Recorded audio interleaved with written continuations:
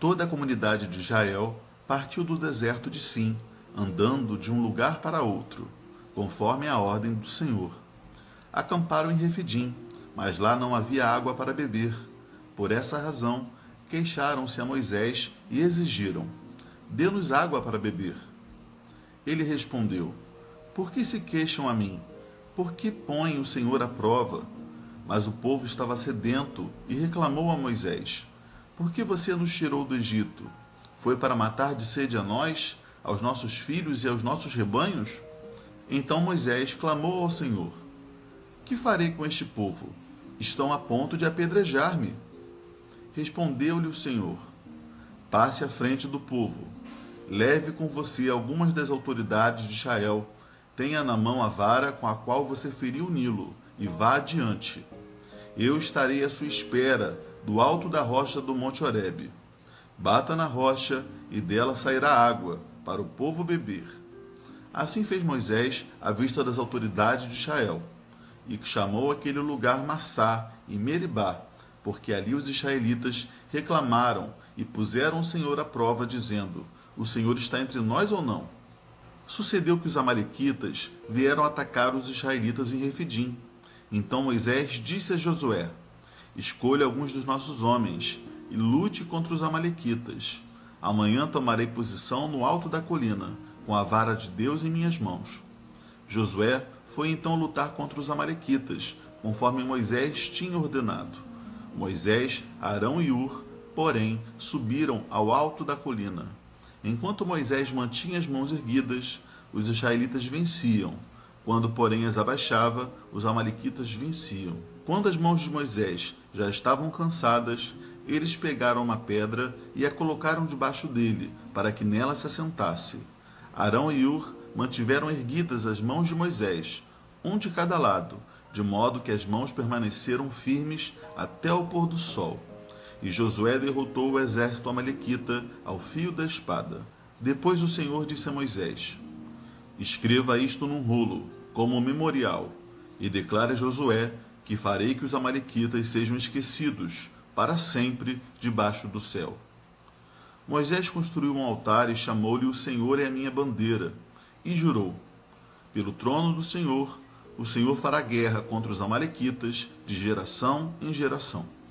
Nesse capítulo 17, vemos o povo mais uma vez resmungando, murmurando, reclamando com Moisés. Por que Deus os tirou do Egito? Será que Deus estava com eles ainda ou não? E é impressionante, né? Depois de tudo que Deus fez, tirou eles com mão forte do Egito, operou sinais e maravilhas no Egito, abriu o Mar Vermelho, eles passaram a pés enxutos, Deus os livrou do exército de Faraó, Deus deu a eles um oásis no meio do deserto, proveu para eles coluna de nuvem durante o dia para amenizar o sol, coluna de fogo durante a noite para protegê-los do frio, deu a eles codornizes, deu a ele o maná, né, aqueles pãezinhos, aqueles bolinhos para eles comerem, se alimentarem.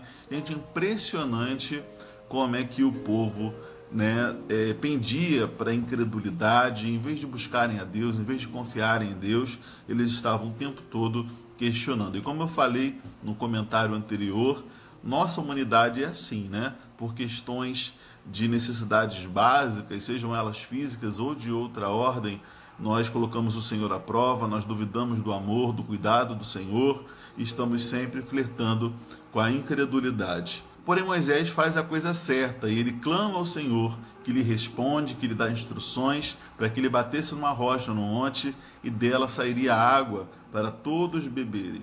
E a parte 1 desse capítulo, com a parte 2, que fala sobre a batalha contra os amalequitas, tem tudo a ver. Isso porque o Senhor mostra aqui nessa parte 2, quando eles tiveram que enfrentar os amalequitas, que Deus estava com eles.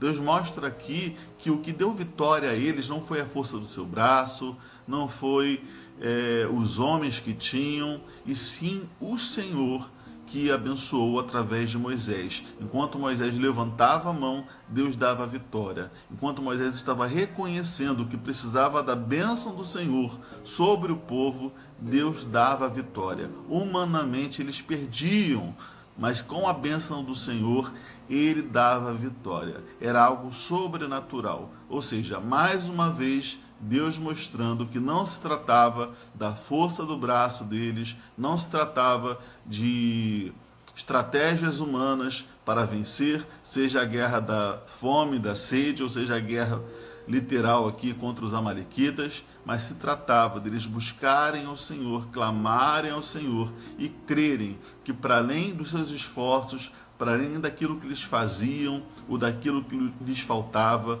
o Senhor supriria todas as suas necessidades e daria vitória, não só sobre os amalequitas, mas sobre todas as outras questões que lhes aparecessem como verdadeiros inimigos. E outra coisa interessante nesse texto é que Moisés, como um senhor de idade que já era, ele não podia ficar em pé com as mãos levantadas o tempo inteiro. Ele não aguentava, humanamente ele não aguentava.